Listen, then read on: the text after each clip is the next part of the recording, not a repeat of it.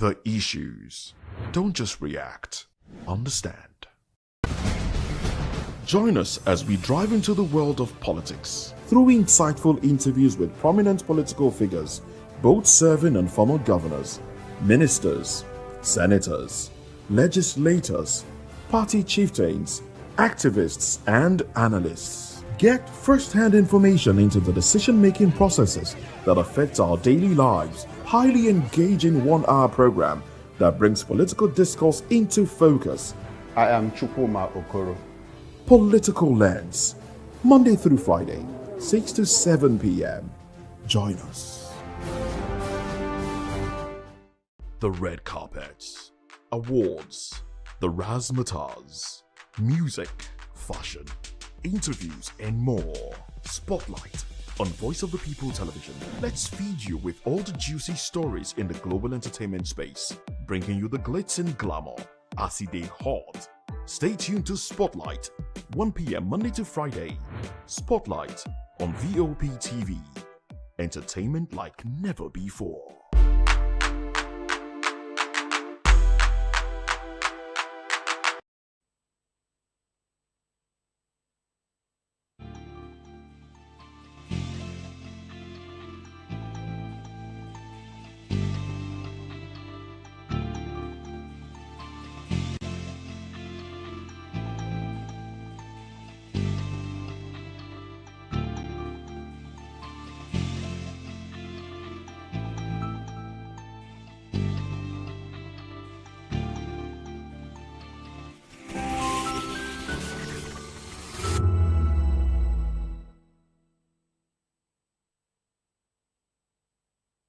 Hey guys, what's up? How you all doing? They call me Ovisha Nelson One, your number one celebrity host, and you are watching Voice of the People Television, VOP. Stay tuned. Uyi Osarate is my name. I am a friend of the microphone, Voice of the People TV. That name is unique, and the brand is very sweet. I like the packaging. Picture qualities, camera qualities, and then of course, the quality of human beings that I see sometimes on your channel. I talk and get paid, and I look forward to being in your studios. Oh yes, you are on to Voice of the People TV, live here in Benin City, the cradle of black civilization. What are you waiting for? Tune in, bro. VOP TV. Now, you have more than a voice. In a world where power shifts with every headlines, news breaks and events happens, we bring you unbiased and explicit information on politics, economy, and state of the nation. We break down the chaos. Facts, not fluff. Truth, not spin. We discuss not just politics, but a glimpse into the future. Join Moses, Chukwuma, and Fina on Voice of the People TM. Voice of the People Television. Now you have more than a voice. The red carpets, awards, the razzmatazz.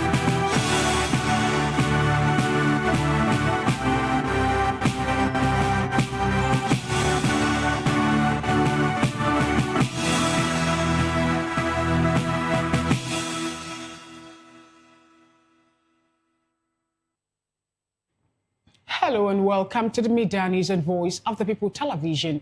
I am Fina Okechukwu. And I am David Edwin. And before we begin the Media News, kindly visit the website www.vop.ng for fresh and trending news. The headlines. Supreme Court strikes out Oshun's case on withheld council allocations. Nnamdi Kanu seeks transfer from Sokoto prison over appeal constraints. UN former envoy fought Senate death penalty for kidnappers.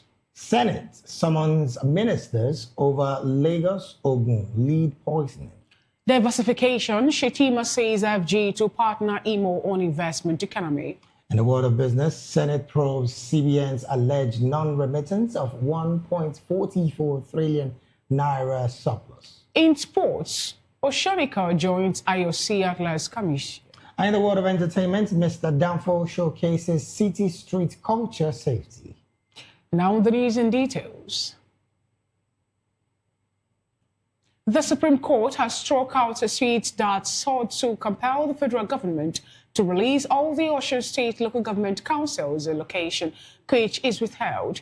In a split decision of 6-1 and 7-member panel of the Apex Court held that the legal action brought before it by the Osun State Attorney General lacked competence. In the lead judgment delivered by Justice Mohammed Idris, the court held that Osun State Council lacked the legal right to activate the original jurisdiction of the Supreme Court on behalf of the 30 local council in the states, stressing that the Supreme Court could only be invited as a court of first instance to settle disputes between any state of the federation and the federal government.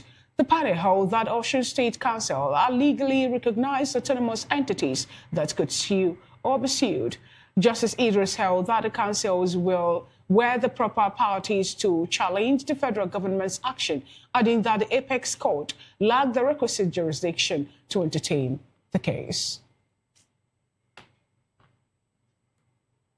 Well, still on legal matters, the leader of the indigenous people of Biafra, IPOB, Nnamdi Kanu, has filed a fresh expert motion before the Federal High Court sitting in Abuja, stating that his detention in Sokoto Custodial Center would hamper his ability to effectively appeal his conviction and sentence.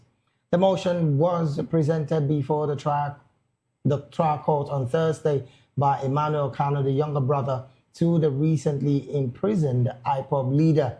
The applicant said that in view of the impossibilities of his appearance before the court or chambers to personally move the motion, the judge should proceed and hear it in his absence.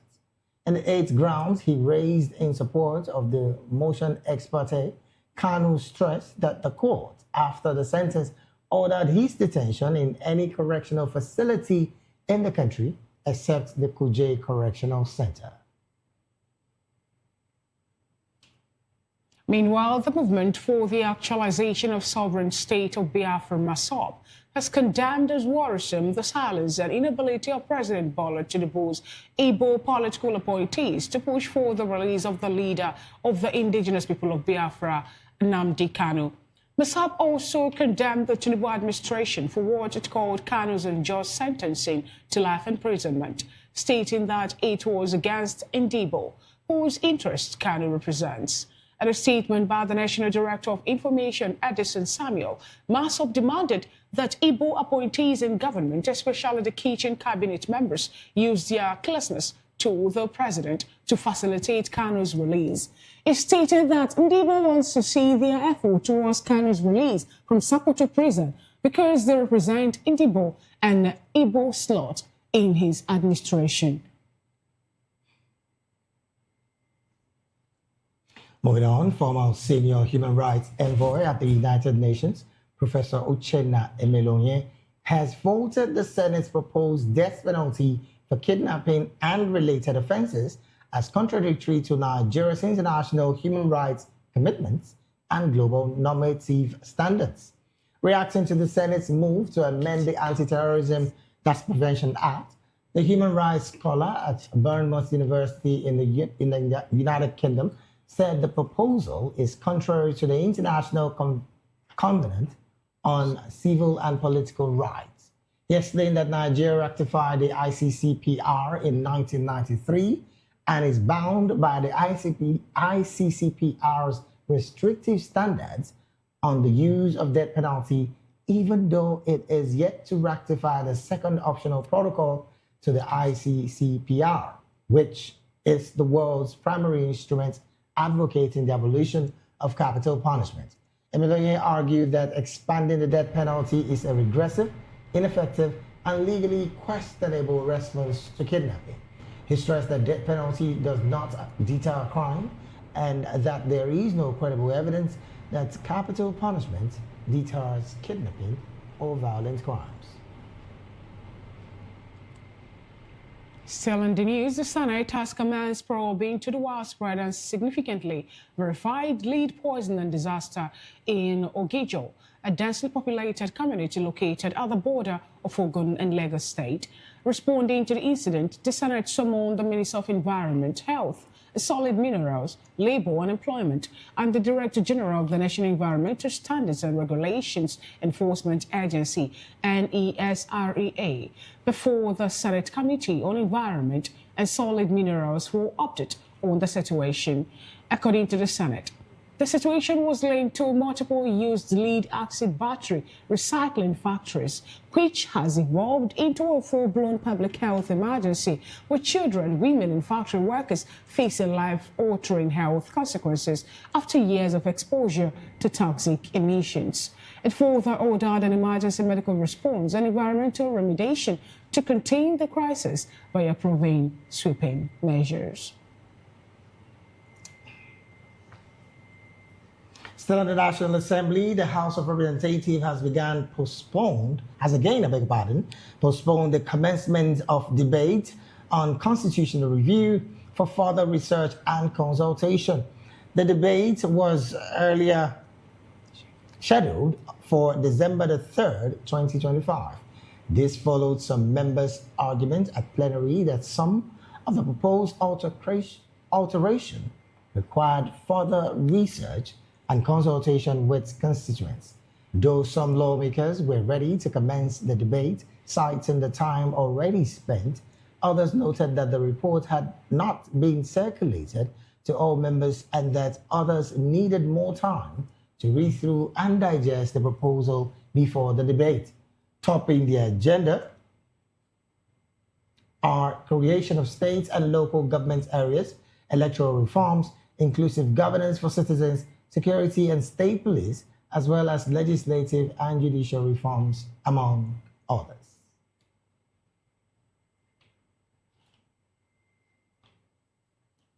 Meanwhile, Nigerians in the diaspora under the aegis of the Save Nigerian Group USA have called on the United States President Donald Trump to take immediate action against perpetrators of religious freedom violations in Nigeria.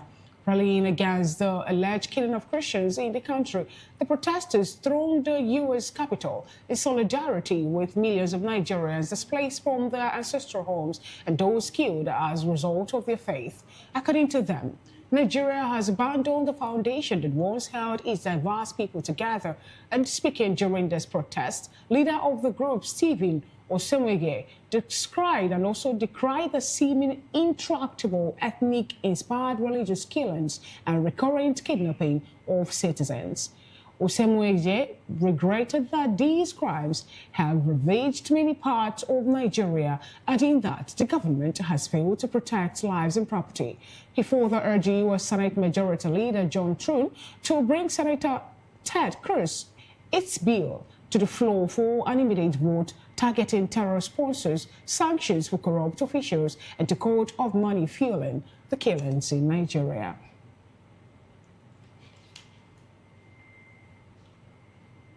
Meanwhile, prominent Islamic scholar Sheikh Ahmad Gumi has alleged a hidden involvement of powerful foreign nations in Nigeria's prolonged security crisis. In BBC Hausa service in Kaduna, Gumi claimed that recent patterns of attacks across the country suggested external support for armed groups operating in Nigeria. According to him, the situation on the ground contradicts earlier signs of improvement in national security. He noted that the Abuja-Kaduna highway, which was once regarded as a deadly corridor for commuters, had become far safer in recent months before the renewed surge in violence. The cleric also noted that farmers in Birnin Gwari, Kaduna State, who had long abandoned their farmlands due to persistent threats, had gradually resumed farming activities, an indication that the security environment had shown signs of stability before the latest spike in attacks.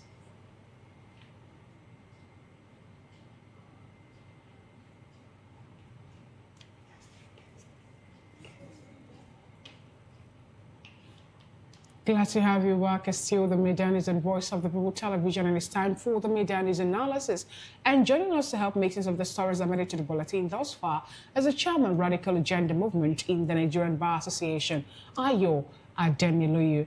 Also, we'll be joined virtually by the National President, Student Wing of the Take It Back Movement, Comrade Oguntola Sunday Ayomide. Good afternoon, gentlemen, for being with us. Barrister Ayo Demiluyi, can you hear me? I can hear you. Good afternoon. All right, good to have you join today's media news. Also, Comrade Sunday Ayomide Oguntola, good to have you join today's media news. If you can hear me, I would like you to unmute your device for proper communication, please. All right, let's start off with you, Barrister Ayo. I learned you are the chairman, Radical Agenda Movement in the Nigerian Bar Association. I would like to start off with the issue of insecurity, which happens to be largely on the lips of most Nigerians, the high rate of insecurity in the country, and the recent, well, I say, revelation or maybe claim made by the prominent Islamic scholar, Sheikh Ahmed Gumi, that foreign entities should be blamed for the increase in Nigeria's prolonged security crisis. What do you have to say about this? Because I think it was last month or thereabout, Gumi he told Nigerians that due to the non-kinetic measure and approach of Nigerian government, use to make sure they end the issue of insecurity, how they've been related with terrorists and bandits and all that. They were able to recover certain hectares of land from the bandits and also make the Kaduna-Abuja road motorable, possible now for people, motorists who apply that road. But at this point in time, he is beginning to talk about the increase in insecurity, more like taking them back again to things that they believe they must have achieved or the peace or normalcy that Kaduna State have experienced for now? Thank you so much for that wonderful question. I think the argument of Sheikh Gumi is partly correct to the extent that if you say, for instance, that the militaristic strategy of the current regime, the current administration is would not in any way resolve the crisis of the banditry and everything. That is correct. But in any way, we need to even ask Sheikh Gumi some pertinent questions himself. Is he in any way justifying the criminal action of banditry, kidnapping, and terrorism that we have seen are being perpetrated by these non-state actors? Because in more than one circumstance, it is becoming clearer that he has a relationship with them. Those actions themselves are criminal actions under Nigerian law. So, and there are consequences for them under Nigerian law. But as I've argued earlier, it is the first thing to say is to salute the aspect of his argument that talk about the social collapse of day-to-day survival in the country, the absence of the impact of governance on the average Nigerian, even the collapse of even public infrastructure and social amenities like roads and the rest of it. Without a critical repair of the social fabric of the country, the likes of banditry, terrorism, and all forms of kidnapping, all sorts of barbarism will continue unended. And I would like to add finally that I'm chairperson. I'm not chairman, I'm chairperson. So all right, chairperson.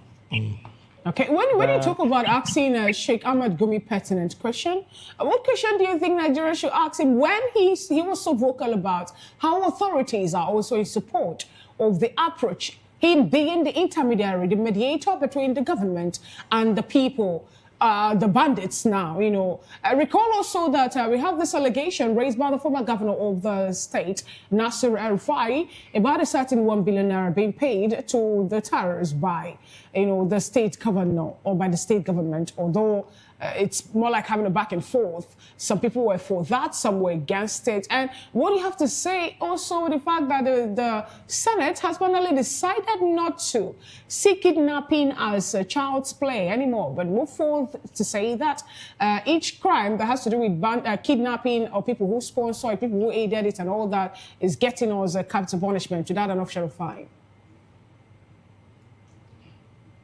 Well, that has become more or less a social necessity for the ruling class at this stage, in the sense that the social foundations that led to banditry itself is the widespread poverty and everything. And we have a ruling class that is very laid back, lazy, a rent collecting ruling class that is not interested in education, that is not interested in production and every other form of social development.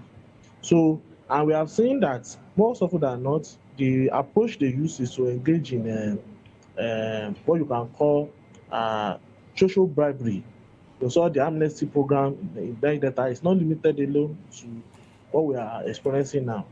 And banditry, the emergence of banditry itself is a social phenomenon, in the sense that apart from kidnapping, which 2 or 3 elements can just abduct one human being or 2 or 3 human beings, we now see a social organization of people who want to, protect or possibly usurp resources for their own sustenance.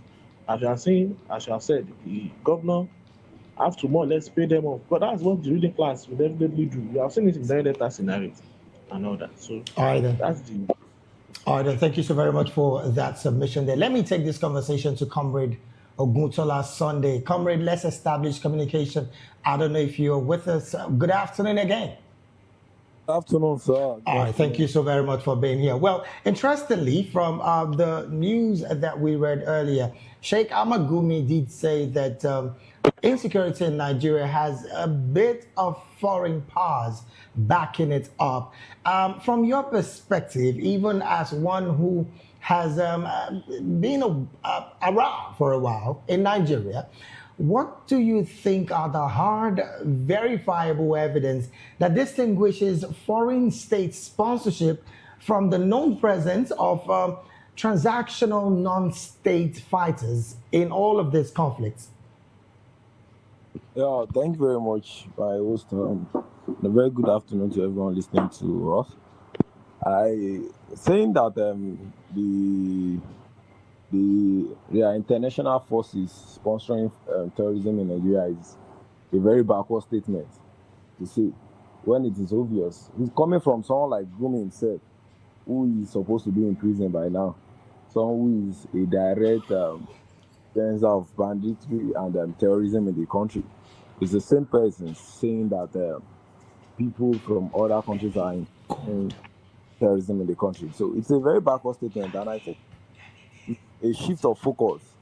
That's just a statement plan to shift our focus from that they are the true sponsors of terrorism, because it takes having a buyer for stealing to succeed. When people get to steal from the market, if you don't get someone to sell to, they are definitely not going to steal again. So, but people who go to kidnap, and the government, instead of apprehending them and making them face justice or take justice to them, is paying them for doing what is not right, for killing the people and for causing harmony. So if we do not have any negotiation, we don't have reasons to debate this matter. The government itself is the sponsor of terrorists in the country. So it is not an external force, it's not an international debate. It is the government itself sponsoring the downfall of its own country. Well, we definitely want to affirm from you, if you have verifiable facts to these claims that the government itself is sponsoring terrorism in the country. Do you have verifiable facts and claims to these claims? But asking that verifiable facts, saying that we should have verifiable facts is more like it's also like we're taking back, we are going backward. The reason being that we have a government that is so responsible to provide security for its own citizens, not neglecting his own duty to secure them. And okay, now they are getting into trouble by getting kidnapped or arrested by terrorists. Now the same government that is supposed to provide security for them is the same government paying ransom, organizing programs for bandits to pay bandits to get people out of kidnap. That is irresponsibility, and that is directly an act of sponsoring terrorism. They do not need that. They do not need to officially pay or have a business deal with the terrorists to sponsor terrorists. These people kidnap and get paid by the government to release citizens. So that's enough evidence that they are the ones sponsoring terrorists, because they have all the resources. Oh dear. Okay, we understand that network situation is clearly not making us get Comrade Sunday's final submission. But I don't know if Barrister Ayo is still with us. Barrister, is it? Oh dear. Okay, we'll take a very short break right now. When we return, more stories on the media news will be up next. Please stay with us.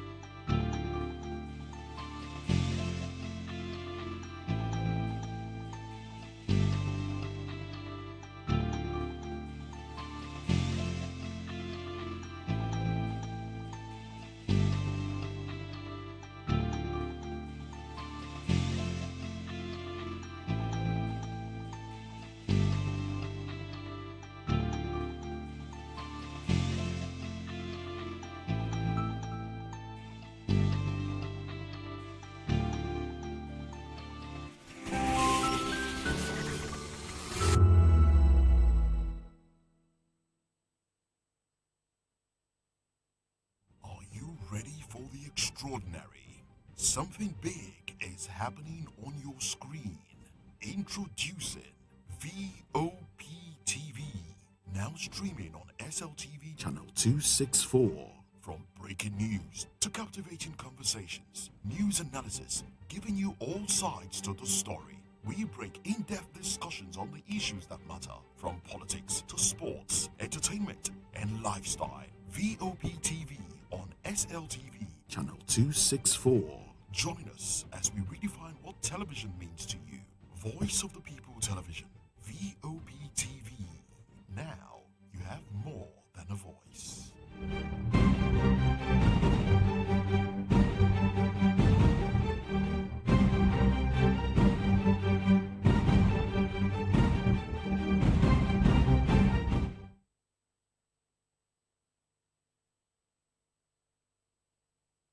Hey guys, what's up? How you all doing? The coming of Isha Nelson One, your number one celebrity host, and you are watching Voice of the People Television, VOP. Stay tuned. Uyo Sarati is my name. I am a friend of the microphone, Voice of the People TV. That name is unique, and the brand is very sweet. I like the packaging, picture qualities, camera qualities, and then of course, the quality of human beings that I see sometimes on your channel. I talk and get paid, and I look forward to being in your studios. Oh yes, you are on to Voice of the People TV. Live here in Benin City, the cradle of black civilization. What are you waiting for? Tune in, bro. VOP TV. Now you have more than a voice.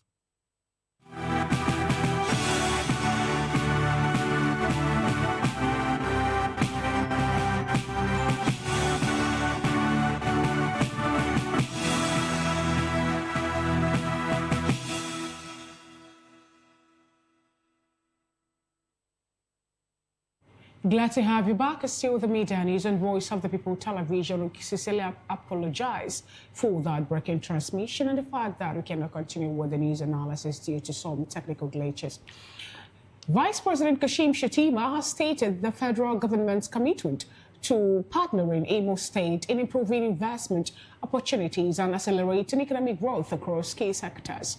Shettima, who spoke at the Imo State Economic Summit 2025 in Owerri, said the Bola Tinubu administration is determined to work with the state government to unlock economic prospects and ensure that communities benefit from sustainable development. Speaking on the theme, unlocking Imo's economic potential, partnership, investment and innovation, the Vice President stated that all the possibilities converge because Imo is not just ready for investment, but is prime for transformation.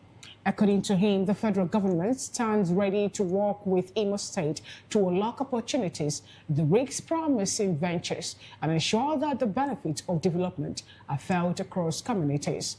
Shettima identified Imo as a major pillar in Nigeria's economic diversification plan, with high potential for growth in technology, gas utilization, agro-industrial processing, and small and medium-scale enterprises. He further explained that national prosperity is only achievable when every state takes ownership of its economic direction. Moving on, ahead of the 2026 Hajj exercise, the National Hajj Commission of Nigeria, NACON, has issued a set of new operational directives on flight management, group movement, medical requirements, and data processing. The guidelines, which were signed by the Deputy Director of Information and Public Relations, Fatima Usara, were communicated after a meeting with state programs, welfare board, and accredited Hajj carriers at the Commission's headquarters in Abuja. The release outlined measures aimed at eliminating pre-arrival data errors, enforcing stricter compliance with medical rules, and ensuring coordinated movement of pilgrims in groups. It directed all Hajj carriers to issue 2026 Hajj flight tickets to pilgrims in collaboration with state pilgrims welfare boards, and that pilgrims must be informed of exact departure date, time, and location to reduce incorrect pre-arrival data sent to Saudi Arabia. Among others, he also stated that missing a flight will carry serious consequences beginning from the 2026 Hajj exercise.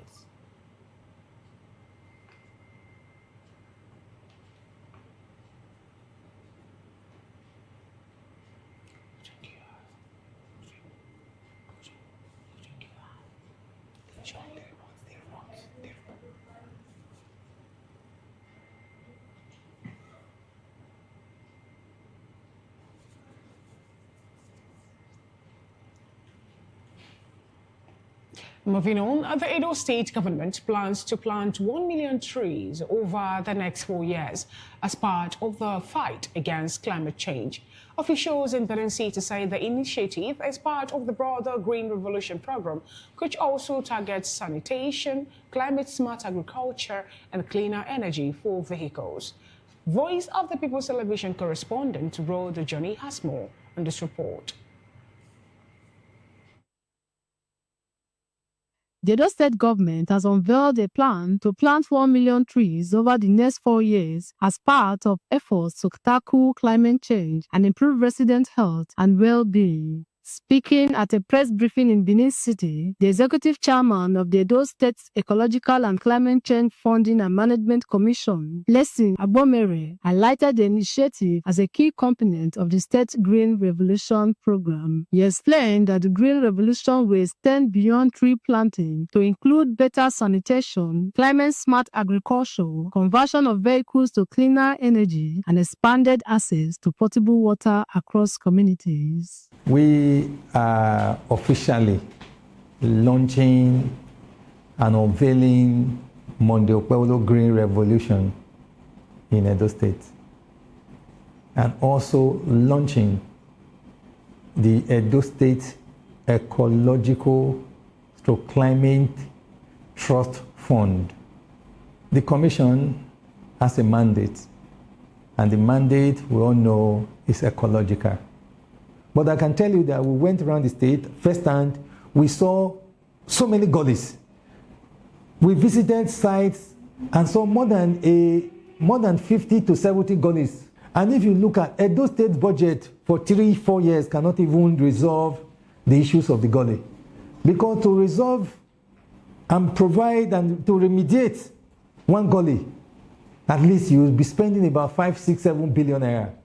We have some that will cost as much as 20 billion. So that means that the state government alone cannot fund this project. Because the budget for the state is not just meant for gullies, but for so many other projects. So for this year and for next year, because this year is already coming to a close, our budget was about 160 billion naira. To resolve many of the issues, we need about 160 billion. It's doing so much in planting trees. Like the state today has a mandate of planting 1 million trees within the 4 years of the governor's administration. We can plant 3 million trees, we can plant 5 million trees, but at least the trees that we are going to plant will not be less than 1 million. And the governor also has this agenda to ensure that every community in Edo State has potable water to drink. This and so many other things our commission is intending to do. He also revealed that the state plans to set up the Edo State Ecological and Climate Trust Fund to attract support from individuals, organizations, and partners for the initiative. In Berlin, Rhoda Jomi, VOP TV News.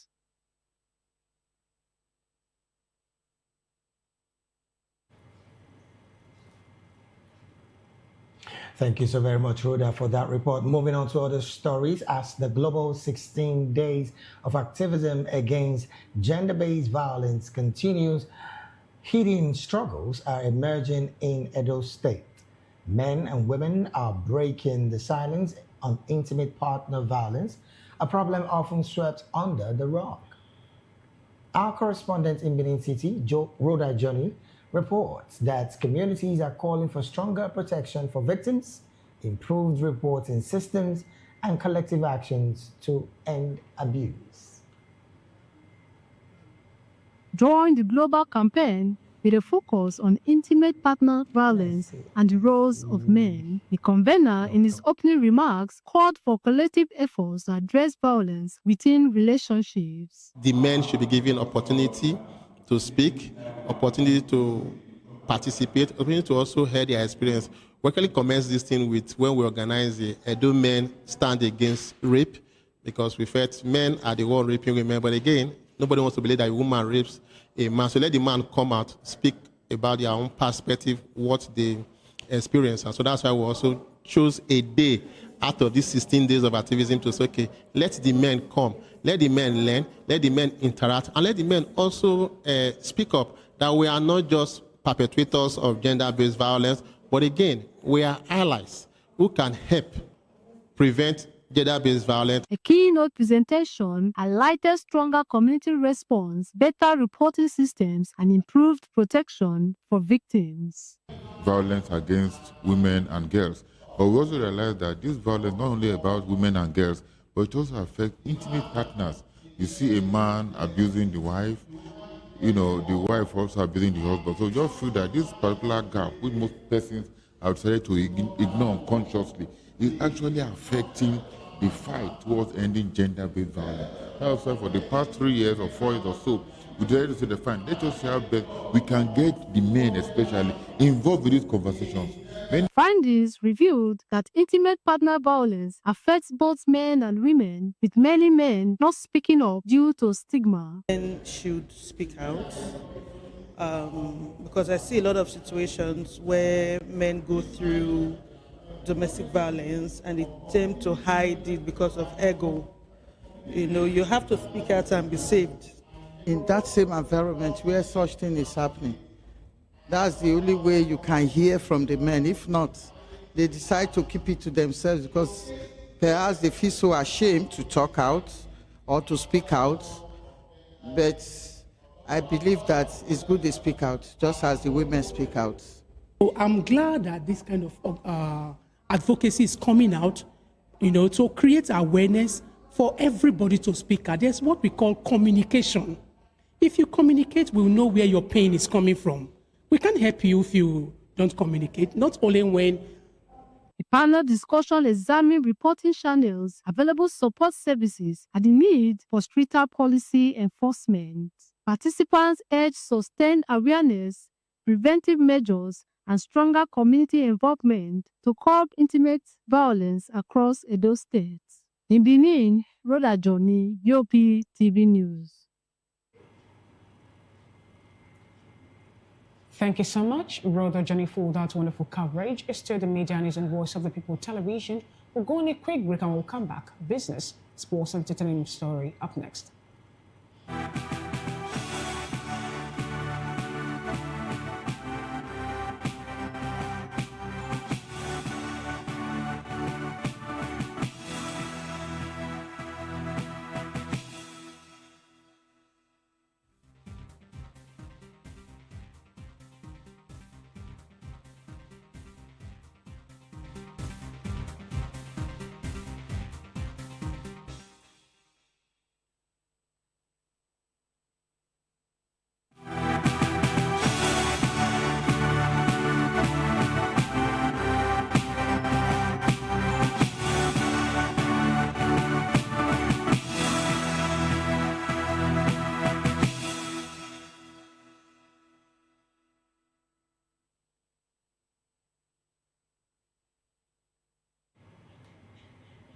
Welcome back. It's still the Media News and Voice of the People television. Now to some business stories. The Senate has asked the Central Bank of Nigeria, CBN, to provide a comprehensive explanation for the alleged non-remittance of 1.44 trillion naira in operating surplus following the Auditor General's query. The Senator Adetokunbo Abiru-led Senate Committee on Banking, Insurance and Other Financial Institutions made the call for transparency, insisting that public trust in monetary governance hinged on a clear and unambiguous response to the Auditor General's query on the controversial surplus funds. Abiru commended the Apex Bank for the positive trajectory the nation's economy from the beginning of the year, but tasked it to increase the tempo for more stabilized economy in 2026. He further acknowledged the CBN's achievement in stabilizing the foreign exchange market and driving down inflation.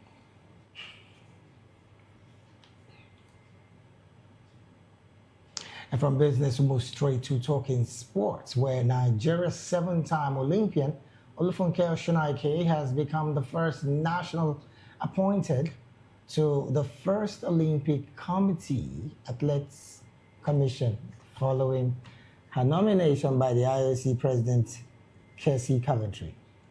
One of the Africa's most decorated table tennis players, Osunaike is among the 5 new members appointed to ensure that the commission reaches full composition ahead of the Milano Cortina 2026 Olympic Winter Games.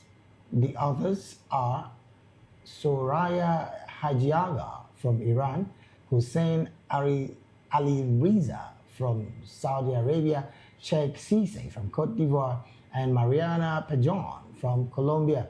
The appointments were made in consultation with IOC Athletes Commission Chairman Ima Teho. It stated that the Athletes Commission was essential in making sure that athletes remain at the heart of everything the body does. Coventry further commended the new members for their commitment and the wealth of experience they bring in service to athletes nationwide. Osunaike competed in 7 consecutive Olympic Games from Atlanta 1996 to Tokyo 2020 and currently serves on both the Nigerian National Olympic Committee Athletes Commission and the Nigeria Table Tennis Athletes Commission. Moving on to entertainment stories, a Lagos-based artist, Seidoga Eyimega, has unveiled a collection of artworks inspired by the city's street life, highlighting the complexity and spirituality of the popular Danfo or commercial bus drivers. Popularly known as Mr. Danfo, the artist showcased his work at an open studio exhibition titled Mr. Danfo Curated, which included sculptures, paintings, and a collection of redesigned urban artifacts, such as chartered vehicle side mirrors and all.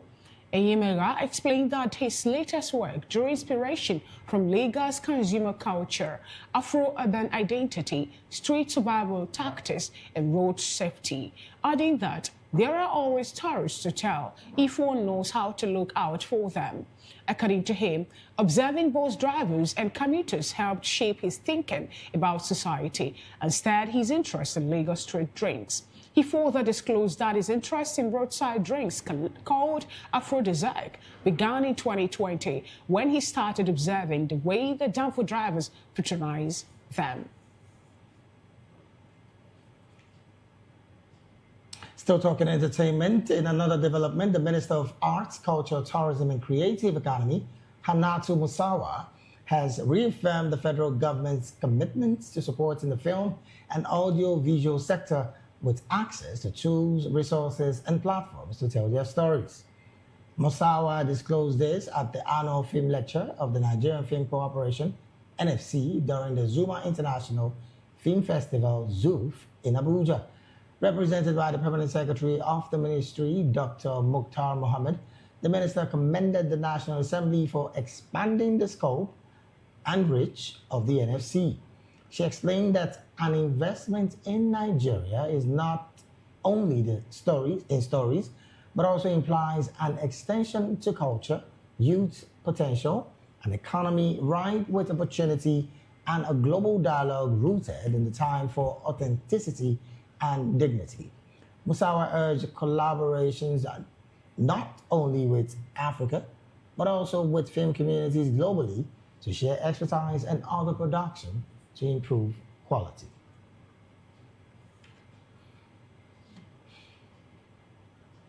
That is it on the Medanis, but before we go, let's take a quick look at the headlines. Supreme Court strikes out Ocean's case on withheld council allocations. Nnamdi Kanu seeks transfer from Sokoto prison over appeal constraints. UN former envoy for Senate death penalty for kidnappers. Senate summons minister over Lagos Ogun lead poisoning. Shetima says FG to partner IMO on investment economy. And in the world of business, Senate probes CBN's alleged non-remittance of 1.44 trillion naira surplus. In sports, Oshoneke joined IOC Atlas Commission. And in entertainment, Mr. Danfo showcases city street culture safety. That is it on the news. Do also subscribe to our YouTube channel. On YouTube, we are Voice of the People TV, and on all the social media platforms, we are VOP TV Live. If you witness news happening near you, we want to hear from you. Send your eyewitness reports, event coverage requests, photos, or videos directly via WhatsApp to 0814-606-4057. You can also reach our newsroom by email at news@voiceofthepeople.ng. I am Fina Okechukwu. But before we go, up next on the radar, or up next on the schedule of Voice of the People TV is the Spotlight Show with Precious Agumanu. And I am David Edward. Good afternoon.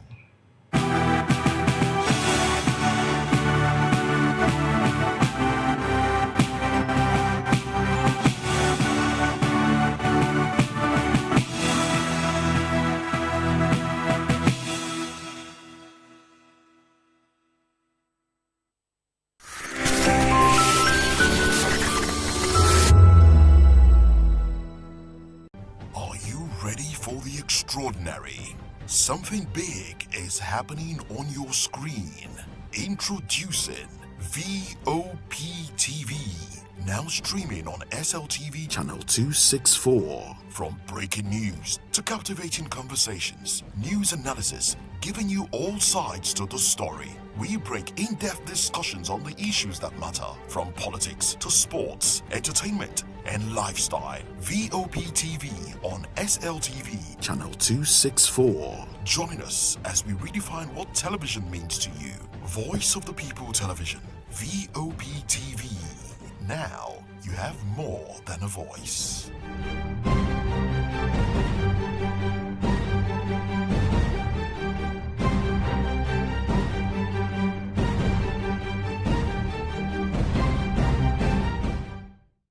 In a world where truth is the ultimate power and opinions scream the loudest, it's time to wade through the noise. Hunger no get tribe!